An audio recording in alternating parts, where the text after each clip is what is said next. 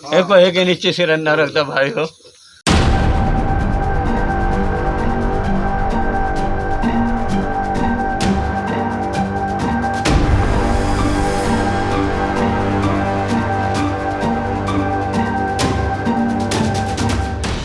नमस्कार, आप देख रहे हैं डीटीवी भारत और मैं हूं आपके साथ ऋतिक।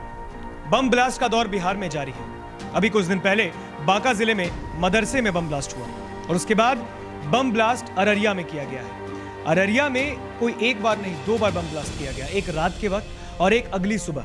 आपको बता दें कि इस बम ब्लास्ट में एक वृद्ध बुरी तरीके से घायल हुआ है और साथ ही साथ मौके से 2 जिंदा बम को भी बरामद किया गया है और इसे डिफ्यूज किया गया है। लेकिन सवाल अब ये खड़े होते हैं कि प्रशासन उस वक्त कहां है जब बिहार में एक तरफ अपराध चरम पर है, दूसरी तरफ वैश्विक महामारी और अब ये जो बम ब्लास्ट का दौर जारी है, बिहार इससे अब अछूता नहीं है। और अब लगातार 2 से 3 दिन के बीच में एक बार और बिहार में बम ब्लास्ट हो जाना, ये सवाल खड़े करता है सरकार के लिए, सरकार की कार्यशैली के लिए, प्रशासन की लापरवाही पर ये सवाल दर्शाता है। तो जिस तरीके से अररिया के बैरगाछी में ये बम ब्लास्ट किया गया है, वो कहीं ना कहीं प्रशासन पर भी एक सवाल खड़े कर रहा है और साथ ही साथ उनकी कार्यशैली पर सवाल खड़े कर रहा है कि जब अपराधी बड़े से बड़े अपराध को अंजाम देने के मंसूबे में लगे हैं, तो उस वक्त पुलिस की कार्यशैली कहां पर है, पुलिस आखिर कहां है? जब इस तरीके से दिन दहाड़े बम से उड़ा दिया जाता है, तो पुलिस क्या कर रही थी? और ये सवाल लगातार पूछ रहे। तस्वीरें आप देख रहे होंगे, ये अररिया से तस्वीरें आई हैं जहां पर बम ब्लास्ट किया गया है। 2 जिंदा बम को भी बरामद किया गया। गनीमत ये रही कि दोनों बम जो है ये जिंदा ही बरामद कर लिए गए। अगर ये भी फट जाता तो कहीं ना कहीं बहुत बड़ी तबाही हो सकती थी। और इस पूरे घटनाक्रम में एक वृद्ध बुरी तरह से जख्मी है, जिसे सदर अस्पताल में भर्ती कराया गया है अररिया के, जहां उनका इलाज चल रहा है। लेकिन अब सवाल जो लगातार पूछ रहे हैं हम सरकार से कि बम ब्लास्ट का दौर आखिर बिहार में शुरू कैसे हुआ? हाँ, इसी गांव के मामले में अभी आए थे, तो रात को जो इंजर्ड जिसका हाथ बम से जख्मी हुआ था, उसको रात को ही थाना अध्यक्ष ने हॉस्पिटल भिजवाया था।